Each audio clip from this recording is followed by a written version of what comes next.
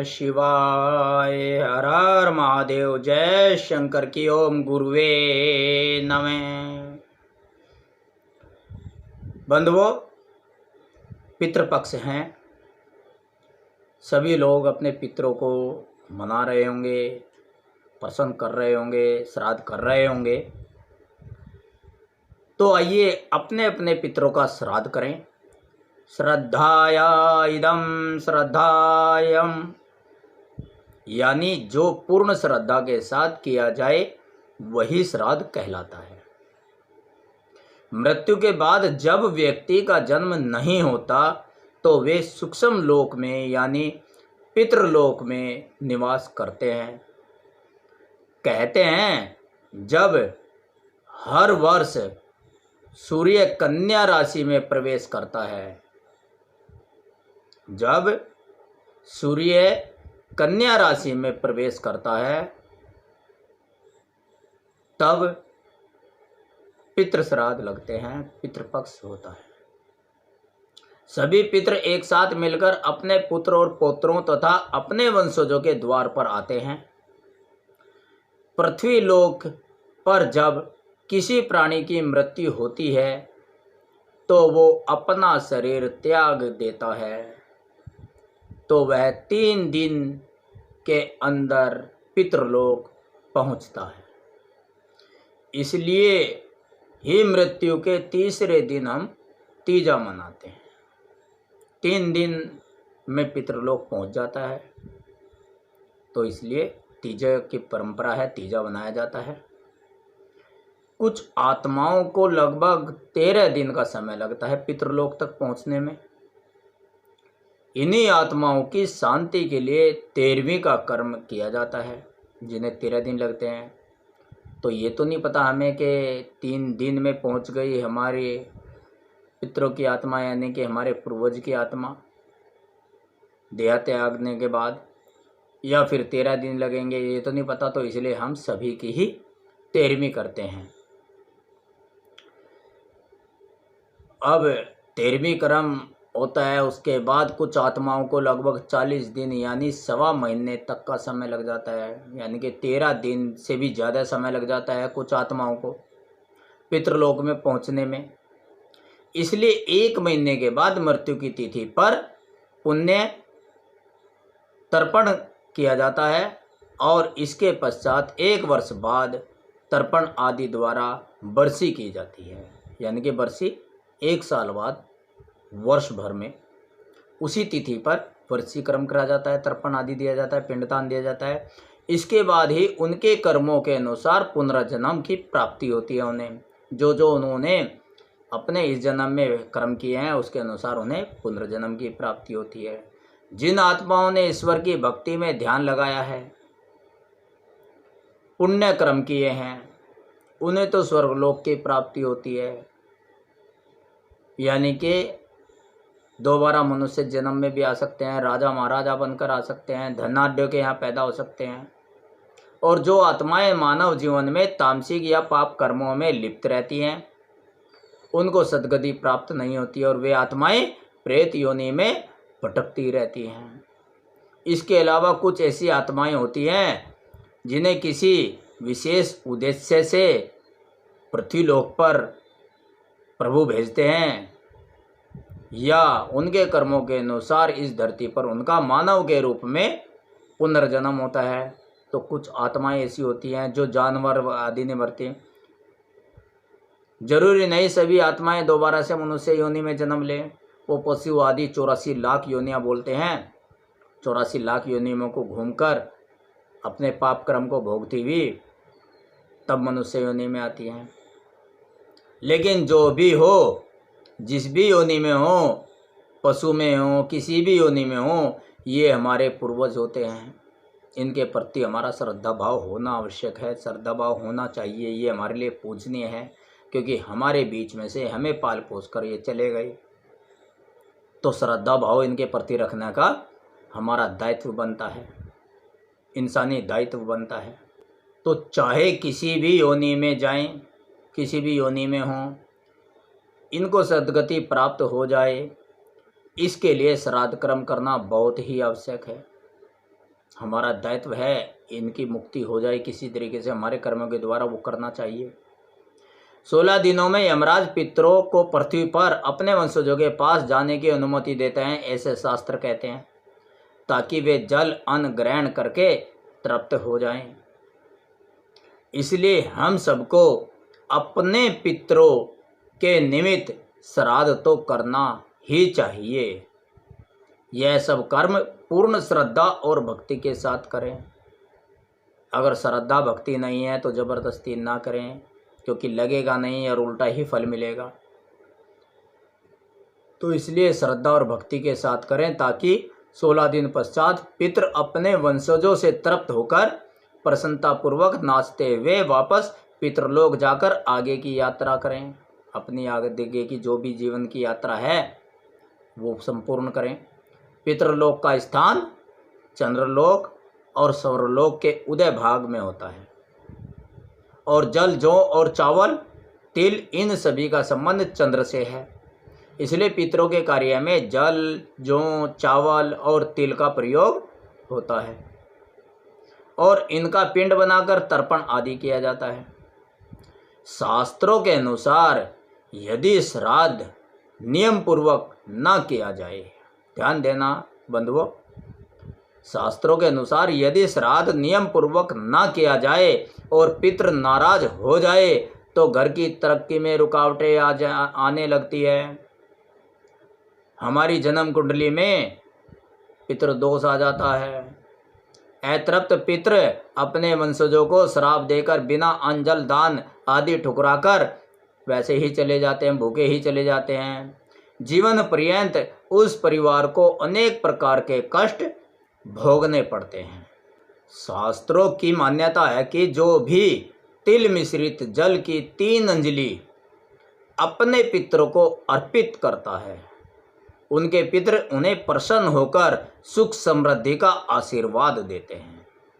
इसलिए डेली, प्रतिदिन अपने पितरों के लिए तिल मिश्रित उस लोटे में जल लो, थोड़े से काले तिल ले लो, थोड़ा सा गंगा जल भी डाल लो, एक दूब लो, अपने हाथ में रखो और 3 बार अंजलि, 3 अंजलि जल की अपने पितरों को दक्षिणाभिमुख होकर दे दें, या सूर्याभिमुख होकर दे दें, लेकिन दक्षिणाभिमुख होकर दोपहर में देनी चाहिए। किसी न किसी तिथि को हर किसी का कोई न कोई पूर्वज देहांत को प्राप्त अवश्य हुआ होगा। हमारे मुख्य ही याद रहते हैं, किसी के बाबा याद रह गया, किसी के दादा याद रह गए, लेकिन उससे पहले भी तो पितृलोक में गए होंगे, पहले भी तो किसी न किसी तिथि पे गुजरे होंगे।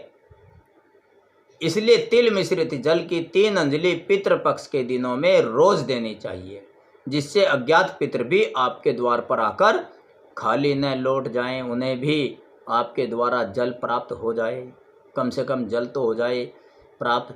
और कुत्ते को, गाय को और जी कौवे को रोटी अवश्य निकाल कर रखनी चाहिए, रोज़ निकालनी चाहिए, रोज़ खिलानी चाहिए।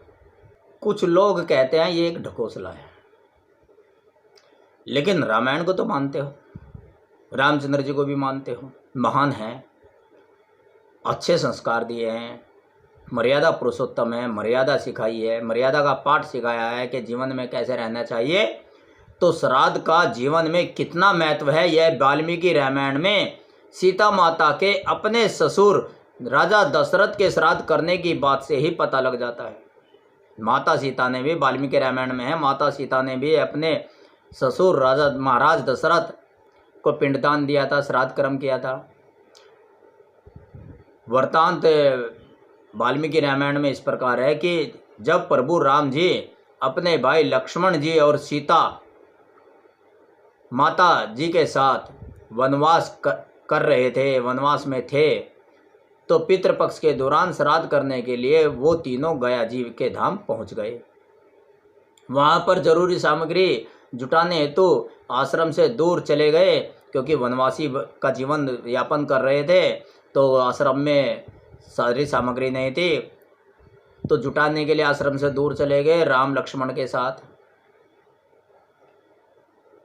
दूर निकल गए। राम और लक्ष्मण जी तब तक दोपहर हो गई थी, लौट कर नहीं आए और कुतुब बेला आ गई। कुतुब बेला में ही यानी कि दोपहर के समय में ही श्राद्ध कर्म किया जाता है। कुतुब बेला आ गई, इसी बेला में श्राद्ध करना आवश्यक था, लेकिन राम और लक्ष्मण लौट कर नहीं आए तो पिंड दान का समय निकलने वाला था। तब महाराज दशरथ जी की आत्मा ने पिंड दान की मांग की।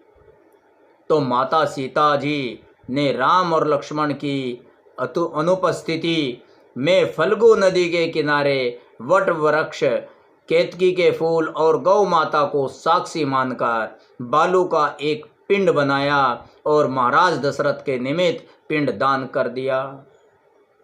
समय बीतने के बाद जब राम जी और लक्ष्मण जी आए तो सीता मैया ने कहा कि समय निकलता जा रहा था, इसलिए मैंने महाराज दशरथ का पिंडदान कर दिया है। रामचंद्र जी आश्चर्य में पड़ गए कि बिना सामग्री के कैसे पिंडदान हो गया। जब ऐसे होना था तो हम आश्रम से दूर क्यों गए। जिस तरह से आपका बच्चा कह दे, आपके अपने बच्चों को भेज दो, भला फला सामान ले आना, और पंडित जी ने कहा पीछे से कह दिया कि इसके बिना काम चल जाएगा और चला लिया काम, तो बच्चा क्या कहेगा, मुझे इतनी दूर क्यों भेजा जब काम चलना था। तो रामचंद्र जी भी आश्चर्य में पड़ गए कि भैया बिना सामग्री के, बिना सामान के कैसे पिंडदान हो गया, कैसे हुआ ये सब। सामग्री तो थी नहीं, हम सामग्री जुटाने के लिए गए थे। तो तब आश्चर्य में पड़कर रामचंद्र जी ने माता सीता से पूछा कि हे देवी, सामग्री के बिना पिंडदान कैसे संभव है। तो सीता जी इसके लिए उन्हें प्रमाण देती है। प्रमाण रामचंद्र जी ने कहा प्रमाण दो भाई, इसका प्रमाण मांगा कि कैसे संभव है ऐसा, इसका साक्ष्य दो, सबूत दो, मैं तो नहीं मानता पिंडदान हुआ है। तब सीता जी ने कहा कि फल्गु नदी, वट वृक्ष, केतकी का फूल और गौ माता ये सभी साक्षी हैं, मैंने श्राद्ध कर्म किया है और उसकी गवाही दे सकते हैं। जब श्री राम जी ने उन सभी से पूछा तो केवल वट वृक्ष ने इस बात की गवाही दी कि सीता जी ने पिंडदान करके श्राद्ध कर्म किया है। बाकी फल्गु नदी, केतकी का फूल और गाय तीनों ही गवाही देने से मुंह कर गए और चुप रहे, गवाही नहीं दी। तब माता सीता जी ने महाराज दशरथ की आत्मा से प्रार्थना की कि महाराज अब आप ही इस विषय में मेरी सहायता कर सकते हैं, आप ही कुछ ऐसा उपाय कीजिए जिससे प्रभु रामचंद्र जी के आश्चर्य की बांध टूट जाए और मेरा प्रमाण भी सिद्ध हो जाए कि मैंने आपका पिंडदान किया है, पिंडदान दिया है आपको, मेरी सहायता करें। तब महाराज दशरथ की आत्मा ने माता सीता की प्रार्थना स्वीकार की और घोषणा की कि सीता ने ही मुझे पिंडदान दिया है। महाराज दशरथ की आत्मा की घोषणा के बाद श्री रामचंद्र जी, प्रभु रामचंद्र जी हमारे आश्वस्त हो गए। उन्हें यकीन हो गया कि पिंडदान तो हो गया भैया, श्राद्ध कर्म तो हो गया। लेकिन माता सीता जी तीनों पर गवाही न देने के कारण क्रोधित हो गई कि इन्होंने गवाही देने से इनकार कर दिया, जबकि मैं अपनी जगह सही थी, सत्य थी।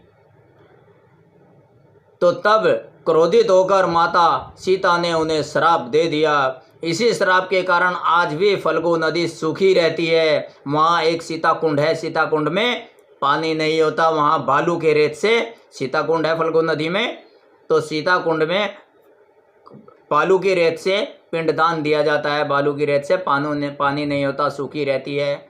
गौ माता को पूजने होने के बावजूद भी झूठा ही खाना पड़ता है और केतकी के फूल का प्रयोग पूजा में नहीं किया जाता क्योंकि उन्होंने गवाही नहीं दी थी। वट वृक्ष को माता सीता के आशीर्वाद से लंबी आयु मिली और वह पूजनीय हो गया। आज भी सुहागिनें वट वृक्ष की पूजा करती हैं।